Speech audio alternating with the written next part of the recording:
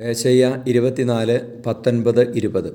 ഭൂമി നിശേഷം തകർക്കപ്പെട്ടിരിക്കുന്നു, അത് ഛിന്നഭിന്നമായി, അത് പ്രകമ്പനം കൊള്ളുന്നു. ഭൂമി ഉന്മത്തനെപ്പോലെ ആടി ഉലയുന്നു, കുടിൽ പോലെ ഇളകിയാടുന്നു.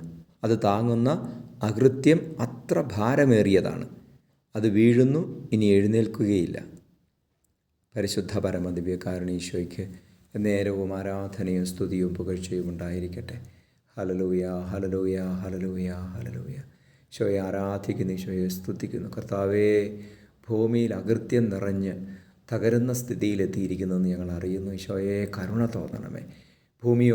ഭൂമിയിലെ നിവാസികളോട് കരുണ തോന്നണമേ. അകൃത്യങ്ങളെ കഴുകണമേ. നോഹയുടെ കാലത്തന്നതുപോലെ അകൃത്യം നിറഞ്ഞ ഈ ഭൂമിയെ കഴുകി വിശുദ്ധീകരിക്കണമേ അപ്പാ. ഹല്ലേലൂയ.